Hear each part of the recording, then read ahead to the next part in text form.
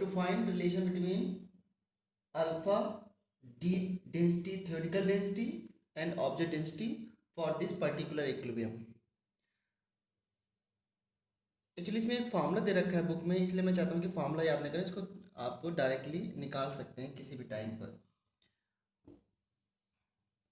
तो इक्विलिब्रियम में क्या हो जाएगा, इक्विलिब्रियम में it will be 1 minus alpha और ये क्या बनेगा एन अल्फा. सही है ना. इनिशियल मास क्या होगा, इनिशियली तो रिएक्टेंट था केवल टाइम टू इक्वल टू 0 पे, तो 1 उसका मोल है और मोला मास ए एन का मान लिया mth, थ्योरेटिकल मोला मास.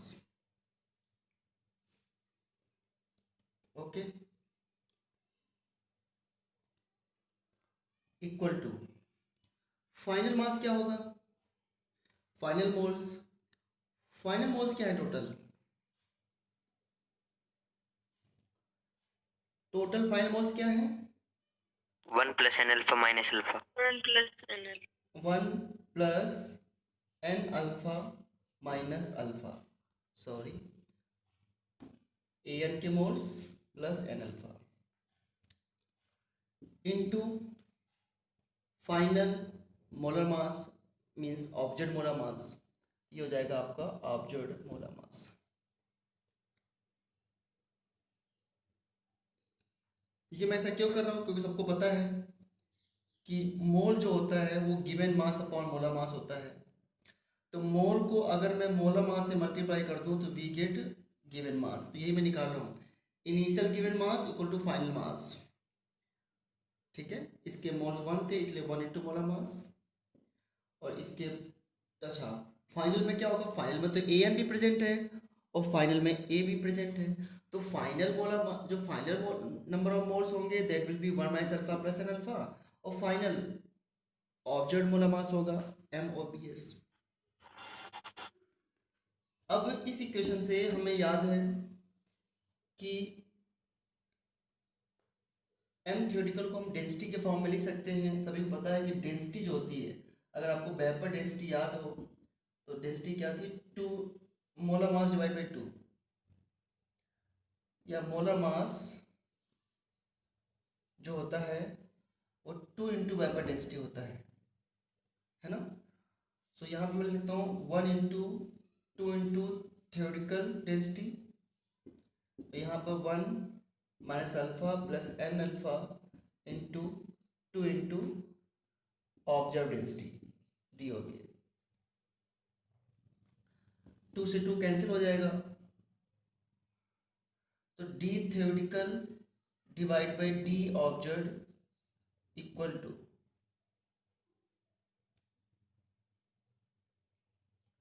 D theoretical divide by D observe equal to क्या आएगा, हमें अल्फा में रिलेशन निकालना ना, तो अल्फा इससे कॉमन कर लेते हैं, तो अल्फा अंदर क्या बचा, एक काम, हाँ एक काम करते हैं, इस 1 को इधर ले आए तो यहाँ पे ये बचा ना minus alpha plus N alpha. ठीक है ना. और अब इससे मैंने अल्फा ले लिया बाहर, तो क्या बचा एन माइनस 1. ठीक है. सो अल्फा की वैल्यू क्या आ गई, इसको मैं लिखता हूँ D theoretical minus D observe divide by, space कम हो गया,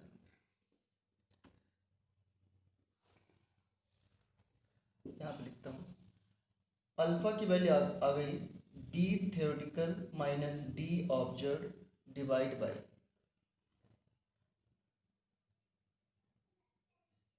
D observe multiplied by N minus 1. ये आएगा नहीं आएगा, एक बार चेक करो, यही है ना.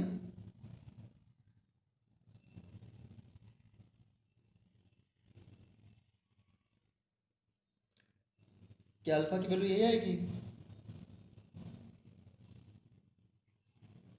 Yes sir. हाँ yes.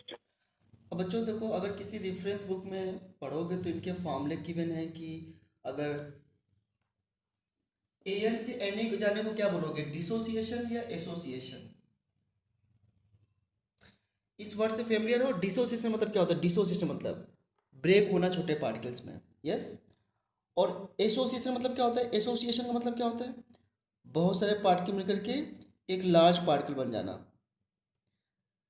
तो इसे पूछ सकते हैं कि for dissociation the formula of alpha is this. For association नया फॉर्मूला और बताऊंगा अभी, बट आपको दोनों के लिए फॉर्मूले याद करने की जरूरत नहीं है, आप तुरंत निकाल भी सकते हो। ये तो मैं समझा रहा हूँ इसलिए थोड़ा सा टाइम लग रहा है। इसको मैं रफ कर इरेज करता हूँ। बताओ जरा, अगर ऐसे लिखता हूँ मैं Na से An, ये क्या है? एसोसिएशन या dissociation?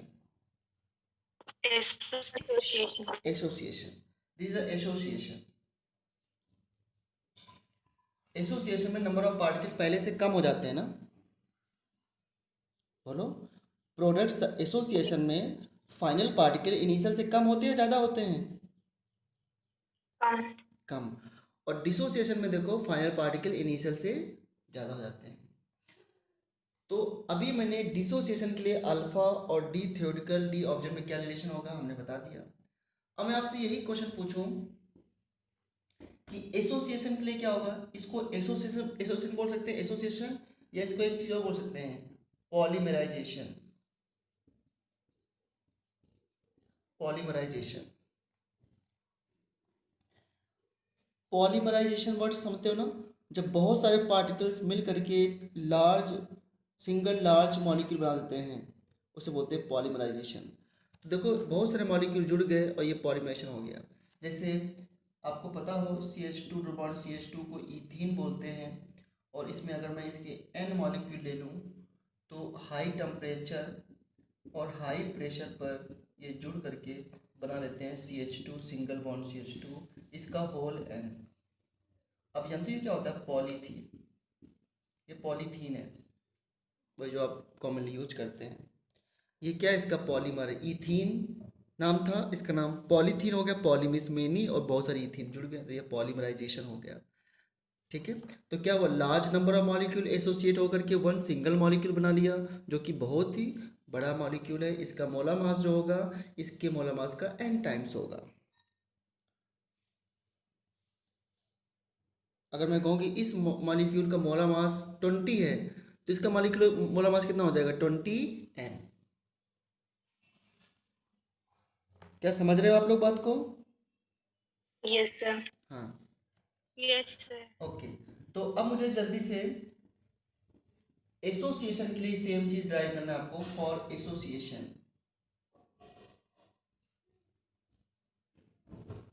Association, we can right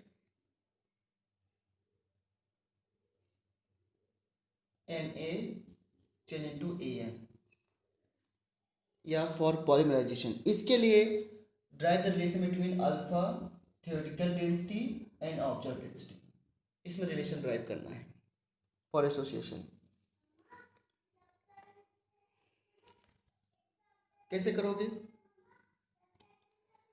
फिर से इसको हमने इनिशियली 1 ले लिया, ये 0 हो गया। ये 1 माइनस क्या होगा? अगर अल्फा में लिखना है तो कैसे लिखूंगा बताइए जरा, याद है कुछ? How to write this in alpha?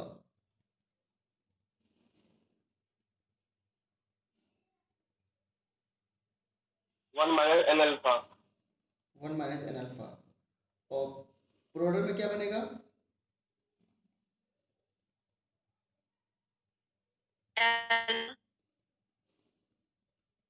Product में एन अल्फा बनेगा बेटा।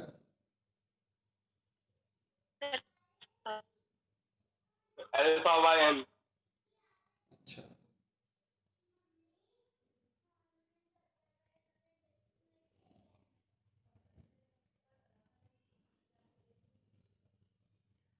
और रिएक्टर में 1 माइनस एन अल्फा ही होगा, इसमें श्योर हो आप लोग?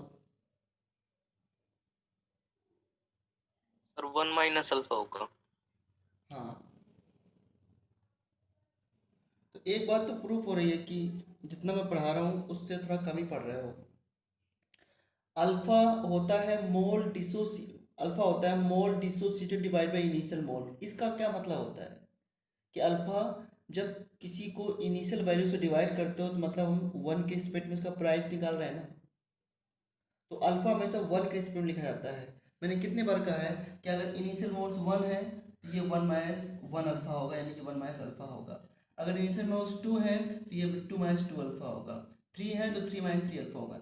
इसका कोफिशिएंट नहीं देखना है अल्फा के लिए, ये मोल्स अलग दिए होते हैं, 1 है ये 1 माइनस अल्फा होगा, तो ये आएगा अल्फा बाई एन। क्यों अल्फा बाई एन आ रहा है, इसको देख लो। एन अल्फा को 1 के स्पीड में लिखना है, तो एन पार्टिकल्स मिलकर के एक पार्टिकल्स बना रहे हैं। जब एन पार्टिकल्स मिलकर के एक पार्टिकल बना रहे हैं तो 1 पार्टिकल से कितना बनेगा, 1 बाई एन नहीं बनेगा, तो अल्फा से कितना बनेगा, अल्फा बाई एन।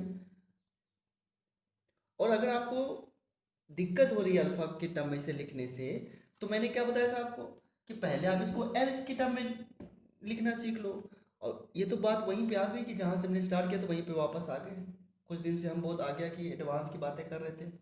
तो देखो N A change into A N, ये अगर 1 है ये 0 है, ये 1 माइनस एक्स के टर्म में लिख दो, N x.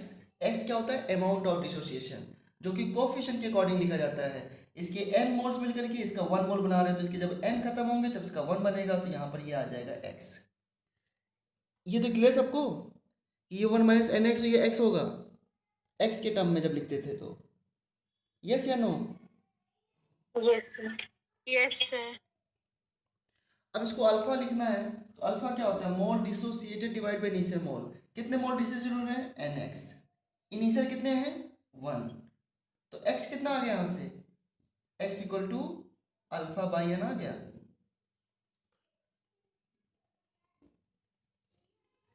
x alpha by n आ गया।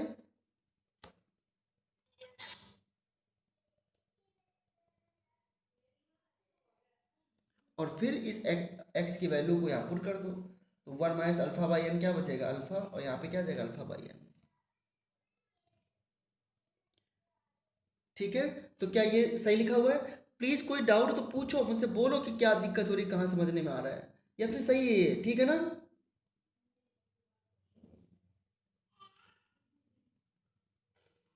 यस। ओके, अब बताओ हमें क्या लिखना था, हमें लिखना है रिलेशन।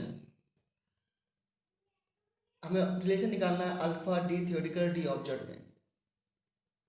तो उसके लिए क्या होता है, initial mass equal to final mass. Initial molar mass equal to final molar mass नहीं कर रहे हैं हम लोग, ध्यान रखना। Initial molar mass final molar mass के बराबर नहीं होता है। Initial mass final molar mass के बराबर होता है। गिवन वेट की बात कर रहा हूँ, initial given weight equal to final weight. तो इनिशियल वेट क्या होगा, 1 into theoretical molar mass of A equal to ये क्या होगा, final 1 minus alpha plus alpha by N into molecular mass observe. ठीक है, और फिर इसको देते हैं 1 into D theoretical equal to 1 minus alpha plus alpha by N into D observe. इसे तरह से, क्योंकि 2 से 2 कैंसिल हो जाएगा, यहाँ से आप D theoretical upon D observe लिखोगे equal to 1 minus alpha plus alpha by n, और 1 को मैंने इस साइड कर दिया, तो क्या बन गया, D theoretical upon D observe minus 1 equal to, यहाँ से मैंने क्या किया, अल्फा को बाहर कर लिया, तो ये आ जाएगा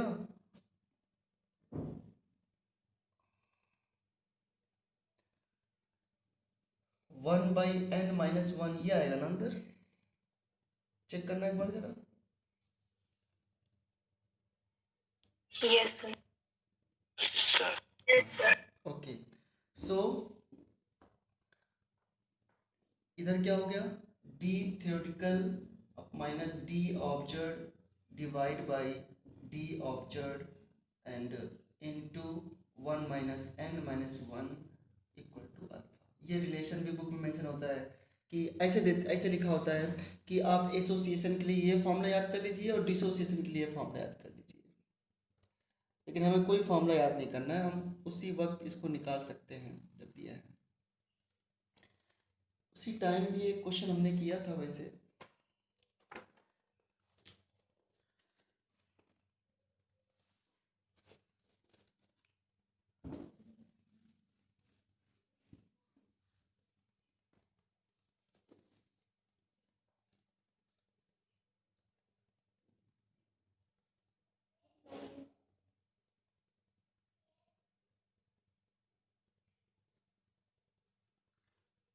कोई इक्विलिब्रियम है N2O4 से 2NO2, ठीक है। अगर मैं आपसे कहूं कि इसके जो इनिशियल मोल्स हैं 1 है, तो इसका molar mass of the mixture कैसे निकालोगे? Molar mass of the mixture कैसे फाइंड करोगे? Although molar mass of the mixture experiment से आता है, मिक्सचर का मोलर मास। अगर हमको N2O4 का मोलर मास निकालना तो सो सिंपल ना, N2 का मोलर मास कितना आ जाएगा, इसमें सभी का मास जोड़ दो।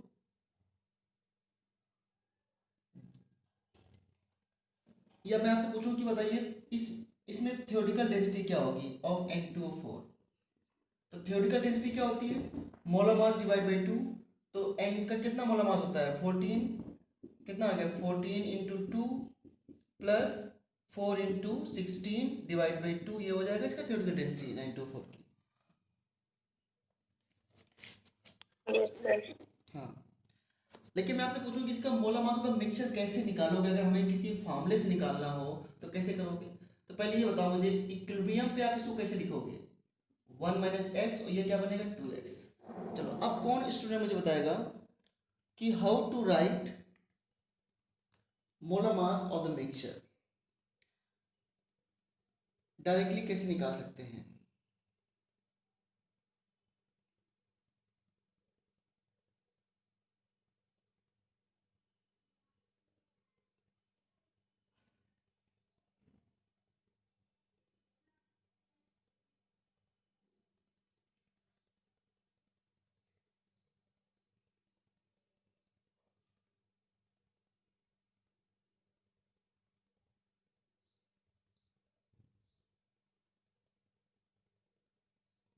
No idea. देखो, अच्छा बताओ, एन क्या होता है? Given mass upon molar mass. तो मोलर मास क्या होगा? Given mass upon N. ऐसे तो लिख सकते हैं, मोलर मास 1 मोल का मास होता है ना, मोलर मास। तो molar mass of the mixture कैसे निकालेंगे? इन दोनों के मोलर मास हमको पता है, N2O4 का मोलर मास आएगा 92, अब ऐड करके देख लेना। और NO2 को क्या आएगा? इसी का हाफ आ जाएगा ना, नाइट्रोजन का 14 प्लस 32, कितना आ गया?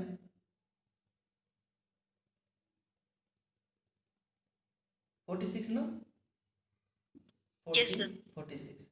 तो इसका थ्योरेटिकल मोलर मास 46 है। मोलर मास क्या होता है? 1 मोल का मास।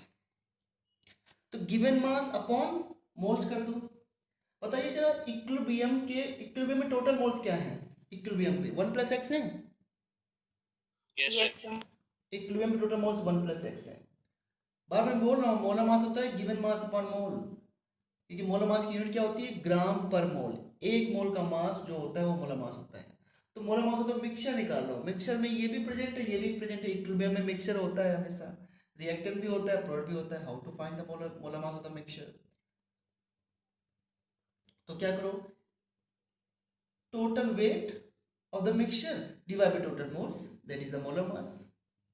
टोटल वेट कैसे होगा मिक्सचर का? टोटल वेट निकालने के लिए उसमें मिक्सचर में N2O4 के मोल्स क्या है इक्विलिब्रियम पे?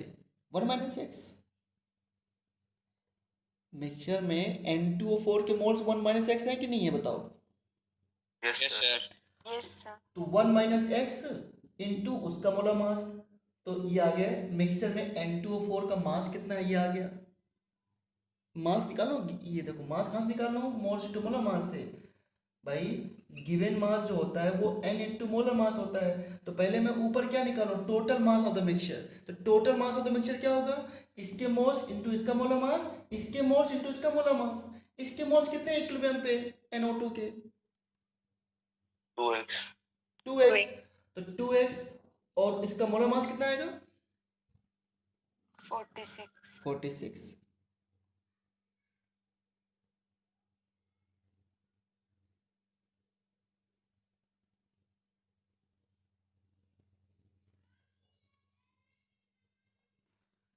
तो क्या हो गया?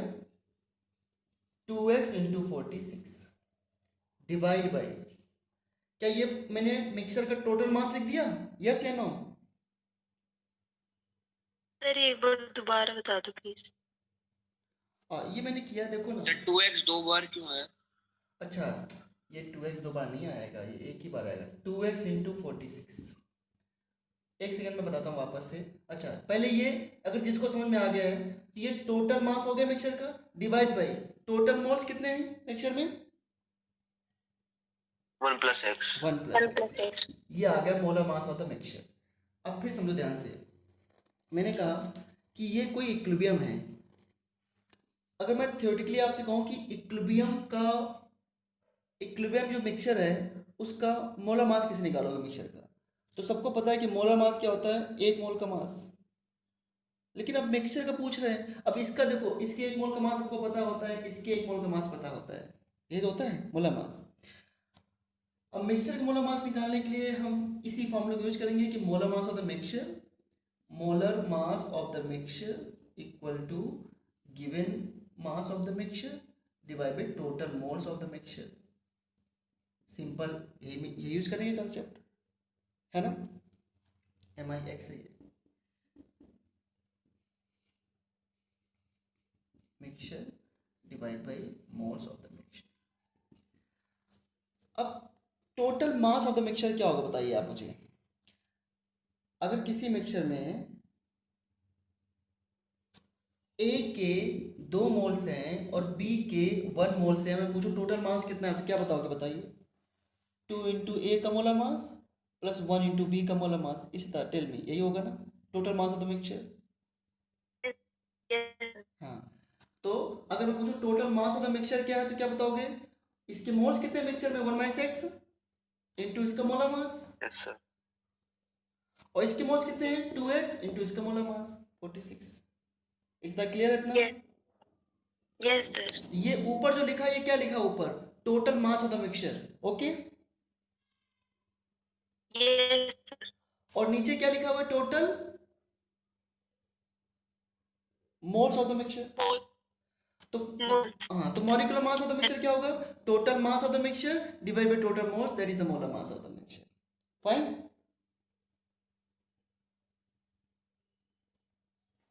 यस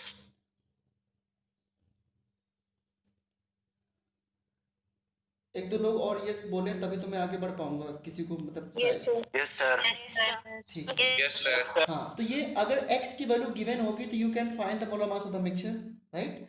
x की वैल्यू अगर गिवन होगी या अल्फा की वैल्यू गिवन हो तो you can find the molar mass of the mixture, that's it.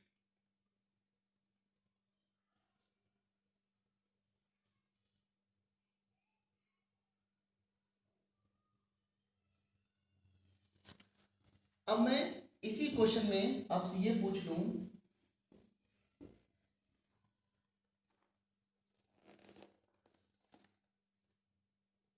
Question है the density of an equilibrium mixture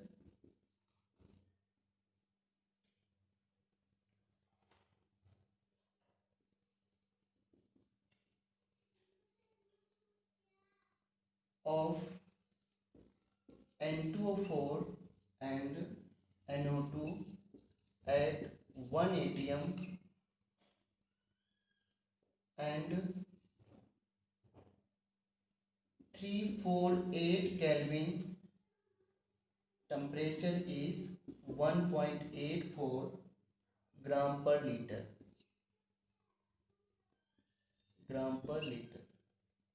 calculate Kc। अब देखो, मिक्सचर की केवल डेंसिटी दे रखी है और पूछा Kc क्या होगा। सभी बच्चों को जब भी क्वेश्चन में कुछ पूछा जाए तो पहले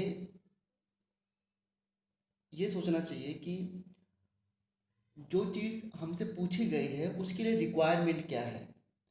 अगर इसके लिए Kc पूछा गया है तो ऑब्वियसली बात है कि पहले हम इक्विलिब्रियम लिखेंगे, इक्विलिब्रियम विल बी गिवन, और नहीं है तो आप देख लो N24 से NO2 जा रहा है तो N24 से इस तरह हमने 2NO2 लिख दिया।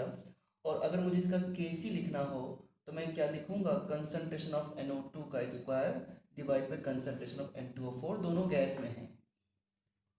इस तरीके से इसका हम कैसे लिखेंगे। और अगर मैं इसका डिसोसिएशन लिखना चाहूँ तो इसको 1 मान लें, क्योंकि कुछ इनिशियल मोल्स की इन्फॉर्मेशन दे रखी है, नहीं दे रखी है, तो इनिशियली हमने इसको 1 मान लिया, तो ये 0, ये 1 माइनस अल्फा या x लिख लो, तो 1 माइनस अल्फा, तो ये हो जाएगा 2 अल्फा। ठीक है। ग्राम पर लीटर दे रखा है ना, डेंसिटी ग्राम पर लीटर, यानी कि मिक्सचर का वॉल्यूम 1 लीटर है। तो क्या मैं इसको ऐसे लिख सकता हूँ, Kc इक्वल टू NO2 की वैल्यू क्या है, 2 अल्फा डिवाइड बाई 1 लीटर, यानी 2 अल्फा का स्क्वायर डिवाइड बाई N2O4 कितना आएगा, 1 माइनस अल्फा। इतना तो सभी को क्लियर होगा, इसमें कोई बड़ी बात तो नहीं है। यस या नो बोलो जल्दी से। Yes. Yes sir. Yes, sir. Okay. अब एक बच्चों एक बात बताओ मुझे, कैसे निकालने के लिए अब हमको सारी मेहनत जो करनी है वो किस किस किसके लिए करनी है बताइए। Alpha. अल्फा के निकालने लिए। के लिए, अल्फा निकालने के लिए सारी मेहनत करनी है। कैसे निकालें इसका अल्फा। केवल डेंसिटी दे रखी है, टेम्परेचर दे रखा है और प्रेशर दे रखा है, कैसे निकालें अल्फा बताइए। How to find alpha of this reaction.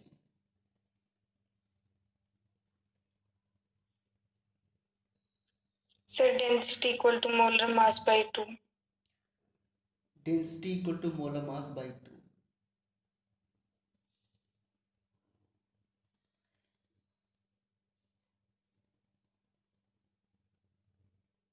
हाँ, तो बिल्कुल सही कह रहे हैं आप, density equal to molar mass by 2, ऐसा होता भी है। फिर उससे क्या करेंगे, मोलर मास किसका होगा, यहाँ पे मिक्सचर का होगा ना, क्योंकि डेंसिटी मिक्सचर की है। Yes. सही बताया आपने। तो molar mass of the mixture कैसे निकालूं मैं, ये तो वही हो गया ना जो मैंने अभी बताया था ना। तो molar mass of the mixture क्या होगा, molar mass of the mixture equal to total weight upon total moles. Total weight क्या होगा, 1 minus alpha into 92 plus 2 alpha into 46 divide by 1 plus alpha. क्यों, यही होगा ना, molar mass of the mixture यही होगा ना बच्चों। Yes, sir.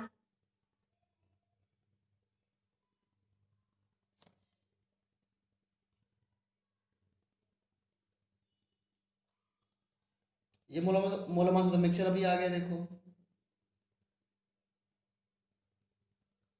बट इसमें टेम्परेचर भी दे रखा है, प्रेशर भी दे रखा है, क्या मिलेगी हेल्प इससे। तो क्या एक फार्मूला हम लोगों ने नहीं पढ़ा था, PV इक्वल टू NRT से, ये आइडियल गैस इक्वेशन है ना, PV equal to NRT। Yes, sir. Yes. Yes. और इसमें अगर मैं ऐसे लिखूं, P equal to N upon VRT and then P equal to N क्या होता है, given mass upon molar mass, तो गिवन मास W हो गया upon V into molar mass into RT। Given mass upon Density volume होता है। Density होता है, तो P equal to density by M into RT। M यहाँ पे क्या था, यहाँ पे M molar mass of the mixture है, और डेंसिटी किसकी हो जाएगी, मिक्सचर की। और प्रेशर गिवन है, pressure is 1 atm, molar mass of the mixture is this, ये molar mass of the mixture है। डेंसिटी गिवन है,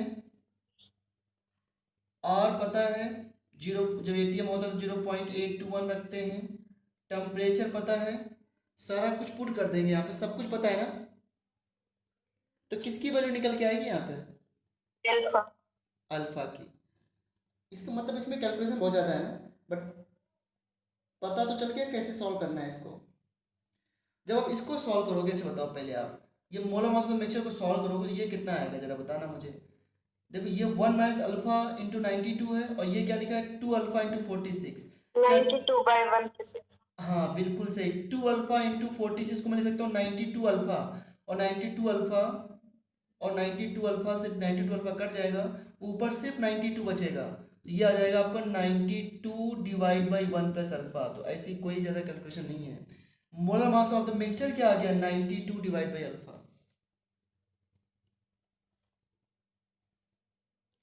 जो molar mass of the mixture है that is equal to 92 divide by 1 plus alpha. और इस molar mass of mixture को यहाँ put कर दोगे, डेंसिटी पुट कर दोगे, प्रेशर पुट कर दोगे, टेम्परेचर पुट कर दोगे, टेम्परेचर आपको गिवन है, आर पुट कर दोगे तो आपको अल्फा की वैल्यू आ जाएगी। इस अल्फा को आप यहाँ पुट कर दोगे तो केसी की वैल्यू आ जाएगी। आप ट्राई करना, अल्फा की वैल्यू 0.75 आती है, तो यहाँ से आंसर आ जाएगा।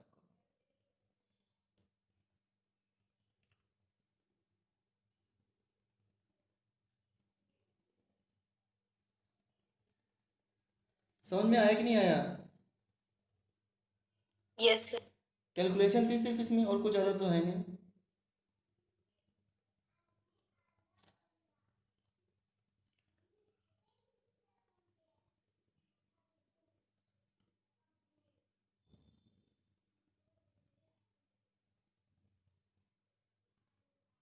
ठीक है,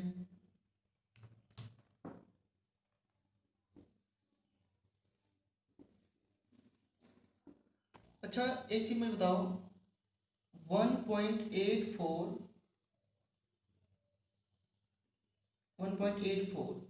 into two equal to 92 upon 1 plus alpha. जरा मुझे इससे अल्फा की वैल्यू बता देना कितने आएगा, सॉल्व करना जरा इसको, क्या आ सकता है।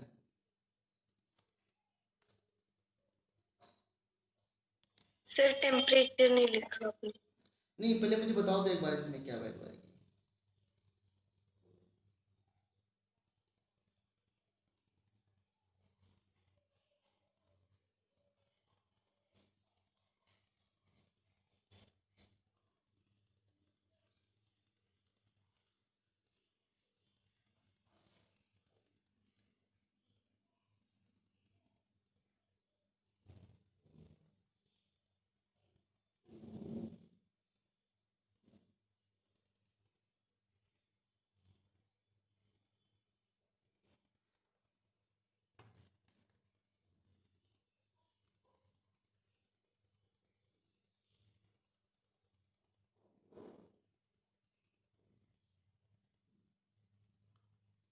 नहीं कर रहे, 24.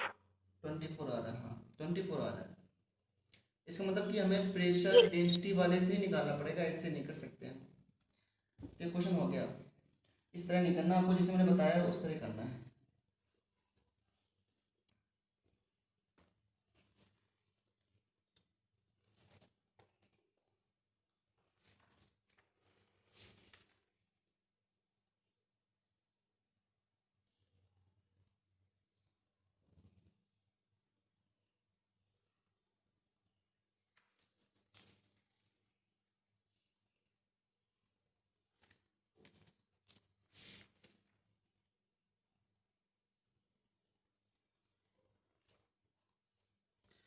क्वेश्चन है,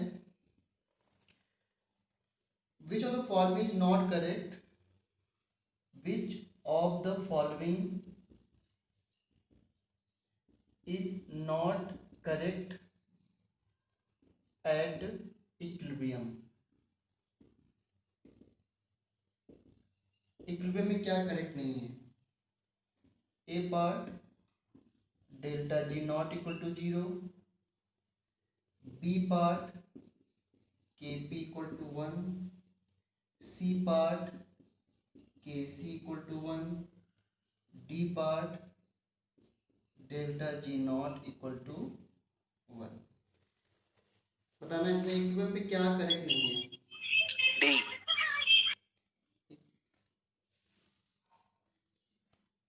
अगर आपके सॉन्ग में चल रहे हो तो आंसर बताने की जरूरत नहीं है, आपको पता नहीं रिकॉर्डिंग में से भेज जाता है।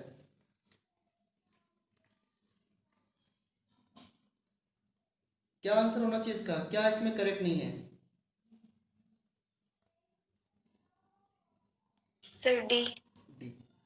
वैसे इक्विलिब्रियम पे डेल्टा जी जीरो होता है, डेल्टा जी,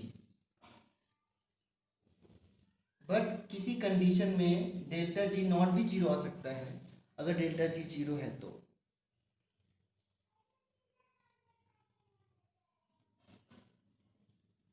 वो कैसे आ सकता है? क्योंकि हमको पता है डेल्टा जी नॉट क्या होता है। डेल्टा जी नॉट क्या होता है पता है? डेल्टा जी और डेल्टा जी नॉट में क्या रिलेशन बताया था मैंने, बताओ? डेल्टा जी और डेल्टा जी नॉट में क्या रिलेशन बताया था?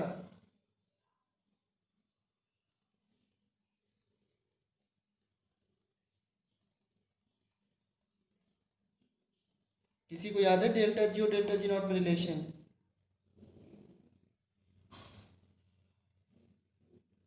ओके, तो कुछ याद नहीं, डिवाइस नहीं कर रहे, इसका मतलब delta G equal to delta G naught plus R T L N Q. हाँ, plus 2.303 R T log Q. Log Q reaction question Q था।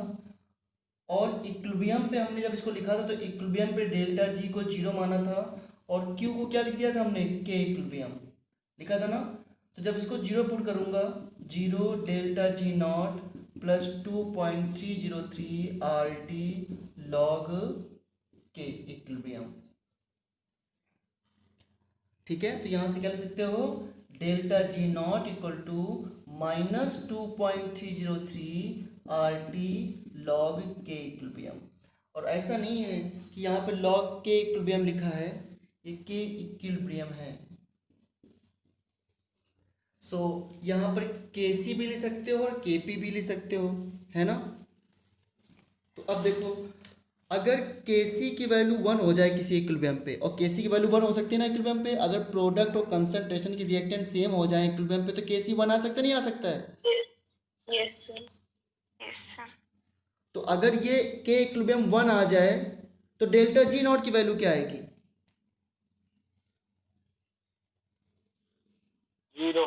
जीरो। जीरो। मैं आपसे एक बात कहना चाहता हूँ कि इक्विलिब्रियम पे डेल्टा जी जीरो होता है, लेकिन थ्योरेटिकली या numerically delta G naught zero आ जाए तो ये कंडीशन हो सकती है। क्योंकि अगर के इक्विलिब्रियम तो 1 हो सकता है ना, ग्राफ में आपने देखा भी था इक्विलिब्रियम 1 हो सकता है अगर प्रोडक्ट की concentration equal to reactant concentration हो जाए तो के इक्विलिब्रियम 1 आ जाए तो लॉग 1 की वैल्यू जीरो होती है तो डेल्टा जी नॉट जीरो हो सकता है।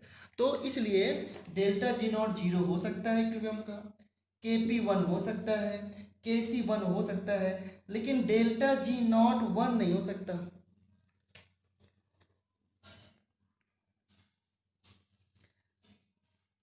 अब अगर इसमें तुम किसी तरह इसको प्रूव करने लग जाओ कि नहीं डेल्टा जी नॉट को मैं 1 लेके आऊँगा, ये वैल्यू होनी चाहिए, वो वैल्यू होनी चाहिए, मान लो आपने मॉर्निंग से लेकर के इवनिंग तक दूसरे दिन तक ट्राई किया और कुछ कर लिया तो ठीक है, अच्छा ही बात है, कर लिया।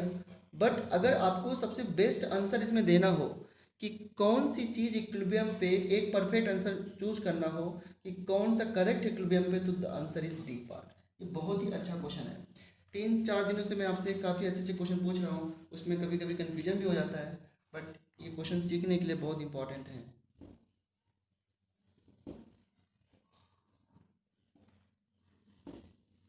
बट इतना रिवीजन के बाद भी अभी कुछ याद नहीं है किस चीज़ें की, ये इक्वेशन थी वो इक्वेशन थी। जरा वांट ऑफ इक्वेशन में कोई बताओ मुझे, वांट ऑफ इक्वेशन क्या है? Want of equation log k1 by k2 equal to minus delta h naught upon में 2.303 r into 1 by k1 minus 1 by k2। Okay अमन, अमन नहीं, आप कोई और बच्चे बताओ, कोई और स्टूडेंट बताओ वांट ऑफ इक्वेशन क्या थी? Effect of temperature on equilibrium. Other student?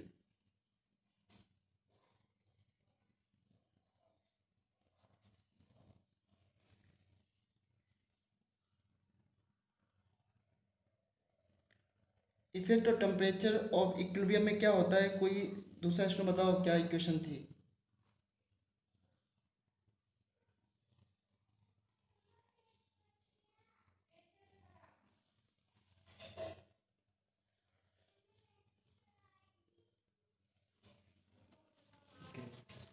So log k1 by k2, यहाँ पे बेस में 10 था, minus delta H naught upon 2.303 R, और 1/T1 माइनस 1/T2। और इसके पहले जिस इक्वेशन से आता वो इक्वेशन क्या थी, कोई इसको बता सकता है? ये इक्वेशन तो शायद ही किसी को याद हो कि log k equilibrium equal to minus delta H naught upon 2.303 R T plus delta S naught upon 2.303 R. ये बहुत कम लोगों को याद होगी, बहुत कम क्या मतलब 1-2 बच्चों को।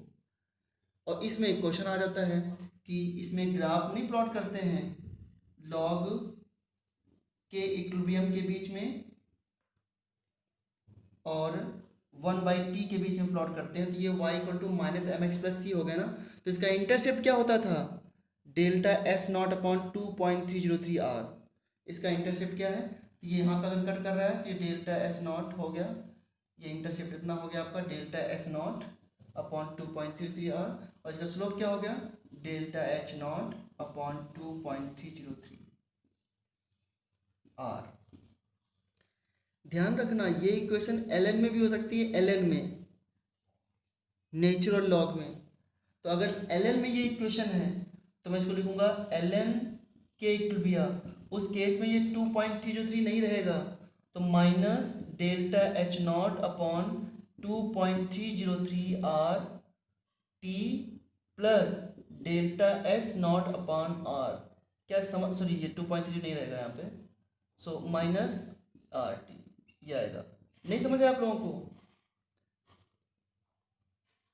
इस 2.303 को इधर लेके आ जाओ तो ये 2.303 लॉग हो गया, और 2.303 लॉग को क्या लिख सकते हो? ln। नहीं बताया मैंने कई बार आप लोगों को, ln होता है 2.303 लॉग। इसमें जो लॉग होता है वो बेस में 10 होता है, यहाँ पर बेस में e होता है।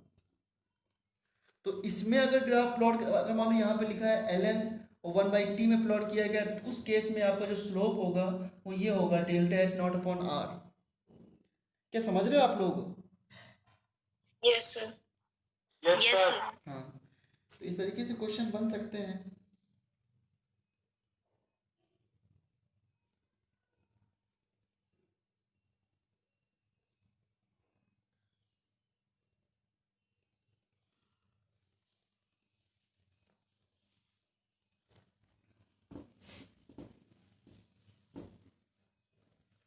अब देखना, मुझे क्वेश्चन बताना जरा एक और।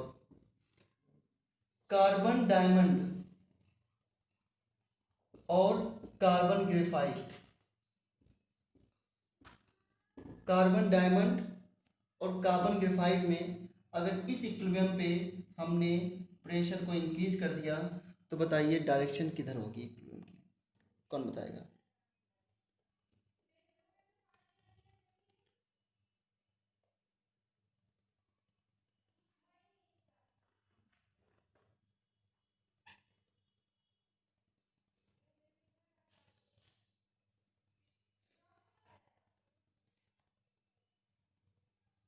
बताइए। Sir, no effect. Towards diamond या towards graphite? Forward backward? Diamond. Diamond backward. Backward. Backward. लेकिन रीजन बताओ, ऐसा क्यों बोल रहे हो आप लोग?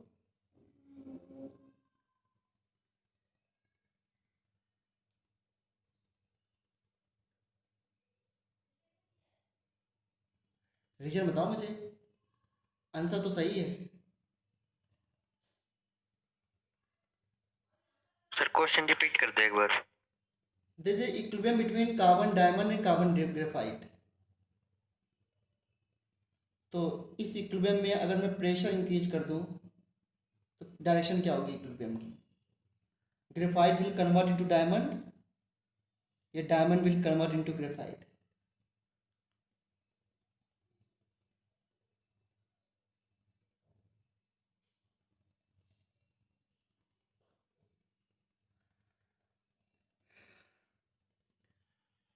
तो इसका मीनिंग ये भी है कि आप एक चीज़ और भूल गए हैं, मुझे पता है। आइस और ice, water solid, water solid जिसे हम आइस कहते हैं, और वाटर लिक्विड में इक्विलिब्रियम है, तो इसमें प्रेशर बढ़ाने पर डायरेक्शन क्या होगी ये भी पक्का भूल गए होंगे आप।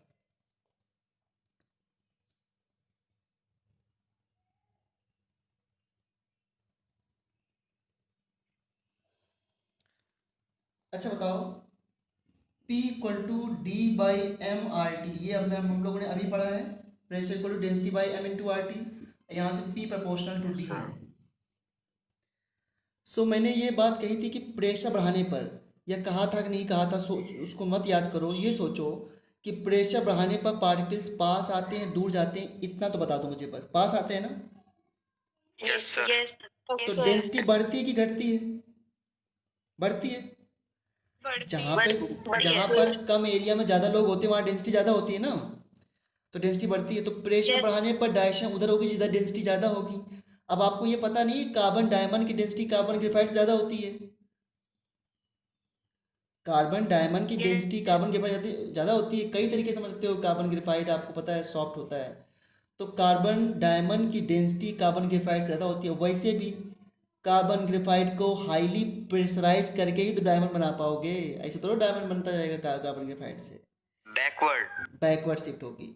तो क्यों आपका रीजन क्या होना चाहिए? आपका रीजन ये होना चाहिए कि डेंसिटी प्रेशर बढ़ाने से इक्विलिब्रियम उधर शिफ्ट होगा जिधर डेंसिटी ज़्यादा होती है, क्योंकि ऑब्वियस सी बात है ग्रेफाइट डायमंड में ज़्यादा कन्वर्ट होगा। तो ये तो एक तरीका हो गया कि ग्रेफाइट डायमंड बनाने का तरीका, कि ग्रेफाइट को हाईली प्रेशराइज करते हैं। वो क्या तरीका है प्रेशराइज करने का, क्या इंस्ट्रूमेंट यूज करते हैं, that is other thing, but concept ये यूज करते हैं इक्विलिब्रियम को।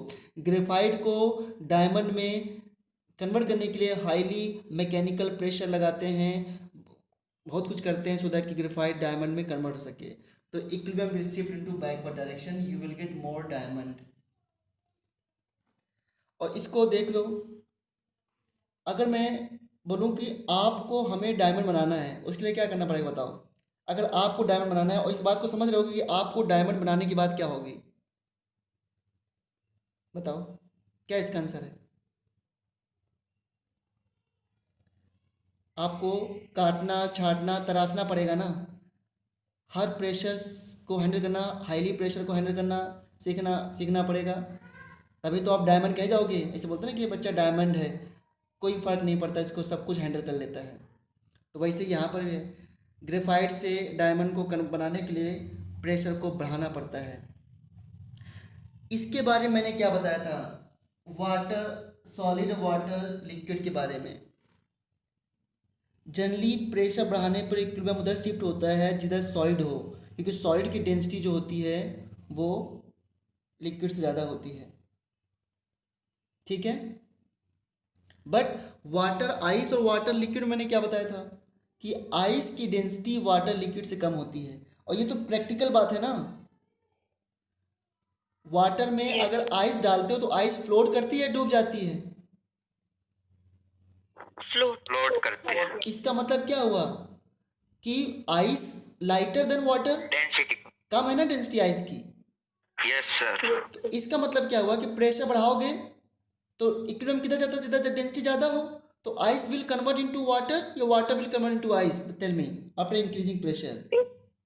Ice convert into water. हाँ, तो ये इक्विलिब्रियम किधर जाएगा, फॉरवर्ड डायरेक्शन में। Equilibrium will shift into forward direction.